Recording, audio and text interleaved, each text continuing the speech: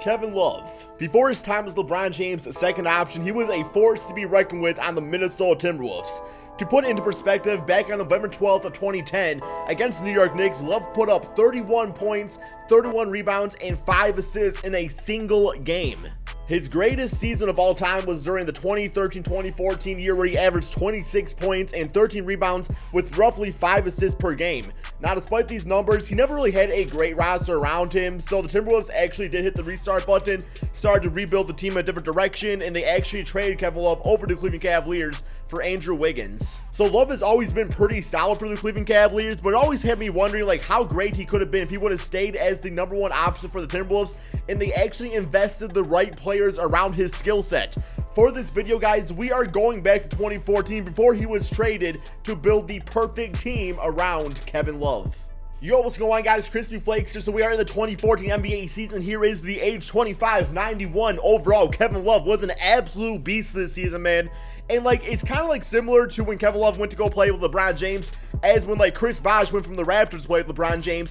Just like they were still really good, but they were no longer that first option, so those numbers obviously did go down. So yeah, man, we are going to build the perfect team around him. Keep in mind, when we do these videos, we do not pay attention to like contracts or nothing like that. We simply are just trying to put the best team around him to see like how he does out there. Then we will simulate an entire season and pretty much check out the stats, see if the Timberwolves can actually, you know, win the championship, things like that. If you guys do enjoy this type of content, man, be sure to drop a like on this video. These do take a long time to make, so knowing that you guys do like them definitely means that I will make more in the future. So let's go ahead and get started on this. The first player I want to put alongside Kevin Love, he actually was the point guard for the Denver Nuggets and a player that was very damn good and kind of has fallen off since that season, and that is the man right here. Let me pull him up, guys. Ty Lawson. Yes, guys, people forget like just how good Ty Lawson was. I mean, this man on the season averaged 18 points, 9 assists, 2 steals, and shot 36% from 3. The best thing about him, though, is that he is great in the pick and roll out there. He's very efficient and a great passer, and he's not afraid of the big moments. So sometimes Kevin Love can be one of those players that can like shy away from the moment. So you want guys that are not afraid to take the big shot out there. Like I was saying, guys, the pick and roll game between him and Kevin Love will be fantastic. I mean, just his ability to score the basketball in a way, man, because like Ty Lawson was like 5'10", 5'11". He sort of was like a version of Isaiah Thomas out there. But like I said, man, he had some trouble with the law out there, so he kind of fell off. But for this season right here, I think he is the perfect point guard to put alongside Kevin Love. Okay, the next player we are going to do is looking at the center position. This man was a beast on the Chicago Bulls, and that is Joakim Noah. So Joakim Noah, I think, is the most like fantastic center, the perfect center to put alongside Kevin Love, because like he plays a lot on the inside, but he makes a lot of the hustle plays out there. On this season, he actually was Defensive Player of the Year, scoring 13 points, 11 rebounds, 1 steal, and 2 blocks per game. So Kevin Love can still like post up and stuff like that. The thing about Joakim Noah, though, is that he does not really need the basketball in his hands to be successful as a player. So, you know, if Kevin Love takes a 3-point and stuff like that, Joakim Noah is going to be there to clean things up. I just absolutely love this dude's game. You know, back when he was on the Bulls, as we all know now, he went to the Knicks. Had like injuries and stuff like that. He has not been the same player since, but just like hustle players alongside Kevin Love, I think is just a perfect formula. So Joakim Noah, welcome to the Minnesota Timberwolves. You are the center for Kevin Love. Next up, we are going to look at the shooting guard position. This man right here was actually one of the most underrated shooting guards in the NBA. At the time, he did play for the Portland Trail Blazers, and that is Wesley Matthews. So Wesley Matthews, he had like some major injuries, has not been the same since, but on this season scored 16 points, got about 4 rebounds per game, one of the best perimeter defenders in the NBA, and also shot about 39% from 3. The thing I love about his game is that he's a very good catch and shoot player. So, you know, when you're posting up Kevin Love, a guy like Wesley Matthews would be great to sit on the 3-point line and be able to dish it out to, or even at times too. I mean, Wesley Matthews can be a really good slasher to the basket. So, you know, Kevin Love with his passing abilities, also Joakim Noah, who's a great passer himself, would be able to find a guy like Wesley Matthews out there, man. Plus, like I was saying, his perimeter defense is just going to add more to this defensive onslaught of this team. As you guys can see, man, like Kevin Love's biggest defense, or biggest weakness, I would say, is defense. So, you know, getting guys that can play defense on the inside, perimeter defense, was a big goal of mine when making this video. So Wesley Matthews, your services are definitely going to be needed. Another player that does not really like need the ball in his hands to do amazing stuff out there. The offense can still be ran through Kevin Love. Wesley Matthews is still going to get his buckets one way or another. So welcome to the team. And finally, guys, the small forward of the team that I will be using is a guy who at this point in his NBA career would be more of a third option. But at the same time, man, if this is the fourth quarter, you're down by 10, he could definitely bring you back and get you a W out there. A man that was definitely out of his prime at this point, though. He played for the Brooklyn Nets, and that is, where's he at, man? Where's he at? That is Paul Pierce. So Paul Pierce was 84 overall in 2K at this point, but still, man, has some really good offensive numbers. Put about 14 points, 5 rebounds, 3 assists. A guy that can score with the basketball in his hands, but at the same time, man, if you need him to catch and shoot from the three-point line, you know, post up Kevin Love and just having him chill out there, he definitely will get that done too. Shot about 37% from 3 on this season, but still a man that can make the clutch shots. Cause like I was saying, man, like Kevin Love sometimes, I'm not saying Kevin Love's not a clutch player. It's just when it comes to my team, I personally want some other guy out there probably taking the game-winning shot, and Paul Pierce definitely fits that mold. So yeah, man, you are the truth. And let's see, guys, just how well this team could do out there, man. So looking at the lineup real quick here, it's looking like this: Ty Lawson, Wesley Matthews, Paul Pierce, Kevin Love, and Joakim Noah. Looking up and down on this list, it's a pretty damn decent team. You know, it's not amazing out there. It definitely has the room for Kevin Love to be the number 1 option.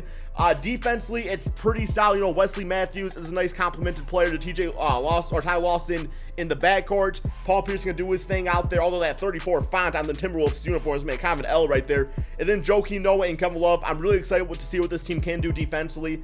But let's go ahead, guys, simulate this season. I think I am going to change the free agent or the bench a little bit, because that's a really weak ass bench. So I'm gonna put, like, you know, like some 75, 74 overall players, which is like more realistic.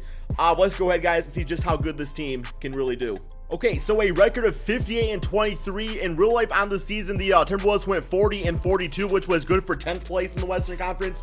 In this case, guys, I mean, you know, the Kevin Durant OKC Thunder, that team was really good. The Warriors were still really good at this point too, man. This is like right before they really started becoming a dynasty out there. Here we go, man. One more game against the Denver Nuggets. It just goes to show, if you have a star player, if your team is willing to put the right guys around them, your team can definitely have success out there. So you can't always blame the player, man. You gotta blame the management a lot of the times too. LeBron James on the Miami Heat did get MVP. We got Rookie of the Year being Luke Ridnour on the Milwaukee Bucks. Was he even a rookie back then, man? There's no way he was a rookie. I think that's just completely wrong. 6th man of the year, we got Jared Jack. We got Tim Duncan, defensive player. Damn, if you look at them numbers. Oh my God, bro. Greg Monroe, most improved player. We got Billy Donovan, coach of the year. Of course, the coaches are not correct down here. All-NBA first team, so no Kevin Love on that. All-NBA second and All-NBA third. So in this video, he did not actually make an All-NBA team, guys, which is very surprising. I thought that might have happened, but it's all good. Maybe it was more of a team-oriented offense where just everybody was putting up stats, which is totally fine. I mean, you know, Kevin Love getting 30-30 out there, you know, obviously did not work for this team winning the championship, so maybe going the teammate route is the best option. So team stats on the season, we were the 6th best scoring team in the NBA at 108.3 points per game. It looks like defense, though, is where our forte was at, which is kind of what I was aiming for. Only second to the Miami Heat out there. Definitely good with that. 3-point wise, one of the better 3-point shooting teams in the NBA at 38%. Looks like we got to the basketball or the free throw line about 23 times a game. Overall, man, I'm liking these stats, but I like seeing the player stats the most. So Kevin, oh my God, okay. Kevin Love on this season, about 30 points, 14 rebounds, 2 assists. So the assists were down, but the scoring was up, mainly because, you know, there's guys around there to spread the basketball to, as far as, like, you know, guys opening up the court for Kevin Love. Ty Lawson, a very solid 20 points, 4 rebounds, and 6 assists with 2 steals. Wesley Matthews, absolutely fantastic numbers at 16 points, 5 rebounds, 4 assists per game. Paul Pierce did his job scoring out there and kind of opening up the floor. David West, I got him for the bench. We got Derek Williams. Joakim Noah, his scoring was definitely down from this season at only 6 points per game, rebounds at about 10 a game. It does make sense. We got some other really good rebounders on this team, as opposed to where he was playing with like Carlos Boozer, who on the Bulls at the time was not the greatest rebounder out there. Still got about 4 assists, got the steals, got the blocks. Overall, man, I think we did build the perfect team around K-Love out here, man. Like, looking at his stat line, that's absolutely just dominant right there.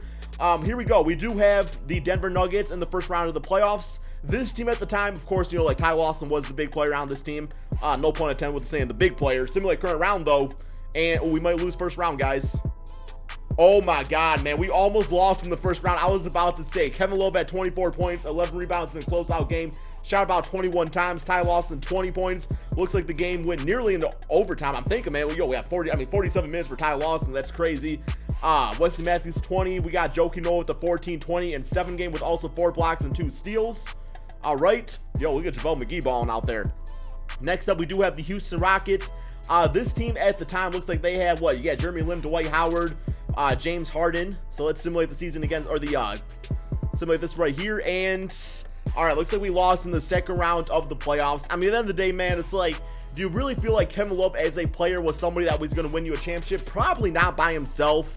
I mean, even with these players around him, this era of the NBA, you do need some more stars around you. So I think it almost was the right move to trade him over to the Cleveland Cavaliers, give him a chance to play with LeBron James and win a ring out there. But besides for that, man, you know, it's just like you got to have other stars around you. Overall, I'm very happy with how this video did turn out. Thank you guys all so much for watching. Be sure to drop that like, subscribe if you're new to my channel, and let me know in the comment section below which player I should do next for building a perfect team around.